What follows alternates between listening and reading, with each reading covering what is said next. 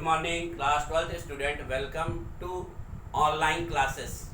Today my topic, uses of potentiometer, determination of internal resistance of a cell. Determination of internal resistance of a cell. देखिए बेटा, इसमें सबसे पहले construction समझ लेंगे.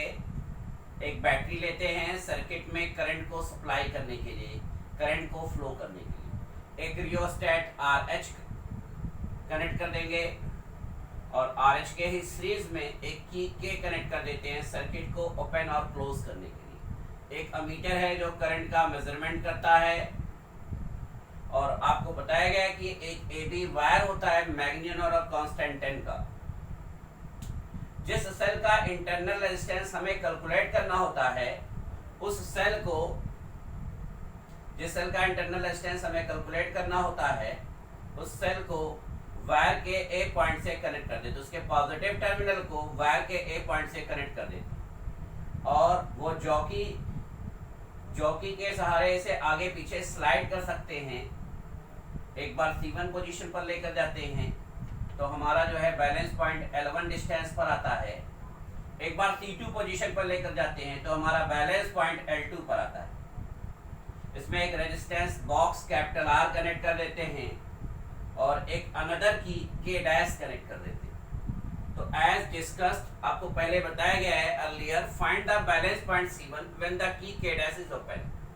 एक बार सर्किट को, सेल EMF वाले सर्किट को, जिस सेल का इंटरनल रेजिस्टेंस कैलकुलेट करना है उसके की को ओपन रखते हैं. तो ओपन सर्किट के केस में इलेक्ट्रोमोटिव फोर्स जो है हमारा वो बैलेंस पॉइंट के लेंथ L1 के डायरेक्टली प्रोपोर्शनल होता है. EMF कैपिटल E जो है वो बैलेंस पॉइंट के लेंथ L1 के डायरेक्टली प्रोपोर्शनल होता है. देन E प्रोपोर्शनल हमारा L1 और E is equal to KL1 हो जाता है. Again find the balance point C2 when the key capital K is closed and a resistance capital R is in the circuit. तो जैसे resistance R in the circuit होगा, potential आपका drop होगा. कुछ potential आपका रेजिस्टेंस बॉक्स में drop कर जाएगा तो EMF कैपिटल E घटकर क्लोज सर्किट के लिए पोटेंशियल डिफरेंस कैपिटल V हो जाएगा और V का जो बैलेंस पॉइंट आ रहा है वो L2 पर आ रहा है. देन V प्रोपोर्शनल हमारा L2 हो जाएगा और V is equal to KL2 हो जाएगा. फिर हम इस इक्वेशन को इस इक्वेशन से डिवाइड कर देंगे. देन इलेक्ट्रोमोटिव फोर्स और टर्मिनल पोटेंशियल का जो रेशियो है वो E upon V is equal to L1 upon L2 हो जाएगी. आपको बेटा चैप्टर 3 में, इसी चैप्टर में आपको समझाया गया है कि internal resistance of cell small r is equal to capital R E upon V minus 1 होता है. तो small r is equal to capital R L1 by L2 minus 1. यानी कि एक बार आप बैलेंस पॉइंट C1 के लिए लेंथ L1 ओपन सर्किट के लिए, एक बार बैलेंस पॉइंट C2 के लिए length L2 close circuit with resistance box के लिए L1 L2 कैलकुलेट करके, रेजिस्टेंस बॉक्स से R की वैल्यू कैलकुलेट करके इंटरनल रेजिस्टेंस स्मॉल r की वैल्यू कैलकुलेट कर सकते हैं.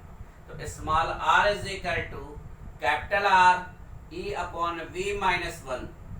कैपिटल R अगर रेजिस्टेंस बॉक्स से आप ले लेंगे और L1 आपका जो है ओपन सर्किट का बैलेंस पॉइंट है और L2 आपका close circuit with resistance box का बैलेंस पॉइंट है.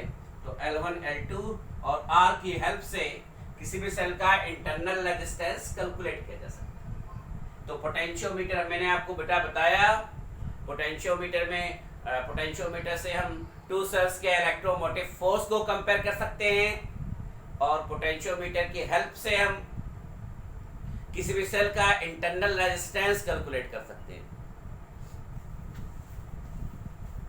इसी electromotive force, terminal potential difference और इंटरनल रेजिस्टेंस पर बेस्ड एक क्वेश्चन हम आपको बता दे रहे हैं. एनसीईआरटी के हैं और एनसीईआरटी के और भी क्वेश्चन सॉल्व करिए. कहीं किसी को डाउट हो तो पूछ सकता है. Correct in a potentiometer arrangement, NCERT का आंसर नंबर 3.12 है. एनसीईआरटी का 3.12 है. करें potentiometer arrangement a cell of EMF 1.25 volt. E1 हमारा दे दिया है 1.25 volt, gives a balance point at 35 centimetre. L1 हमारा दे दिया बेटा 35 centimetre balance point. Length of the wire, if the cell is replaced by another cell and the balance point shift to 63 centimetre, cell को change कर दिया तो balance point आपका 63 centimetre आ रहा है। What is the EMF of the second cell? इसी question है but इसी फार्मूले पर है, इसलिए आपको बता दिया जा रहा है। अब आपको बताया गया है कि comparison of two EMF of the cell E1 by E2 is equal to L1 by L2। तो E1 हमारा बेटा 1.25 वोल्ट है, E2 हमारा जो है कैलकुलेट करना है, L1 हमारा 35 है, L2 हमारा 63। तो ये आपको हो जाएगा 7 9 जा 7 5 जा 5 2 जा और 5 5 जा 0.25।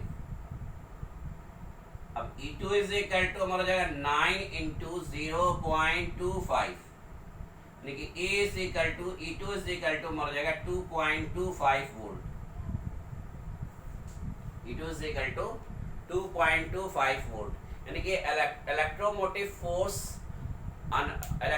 फोर्स ऑफ अनदर सेल आपका 2.25 वोल्ट हो जाएगा। Electromotive force of another cell E2 is equal to हमारा 2.25 वोल्ट हो जाएगा। तो बेटा जो भी डिवाइसेस आपको इस चैप्टर में बताए गए हैं, जैसे आपका व्हीट स्टोन ब्रिज था, व्हीट स्टोन ब्रिज पर बेस्ड आपका मीटर ब्रिज है, और आपको potentiometer, uses of potentiometer, comparison of two cells और determination the internal resistance of the cell, ये टॉपिक एक बार रिवाइज करना है। ये चैप्टर आपका फिनिश हो गया है।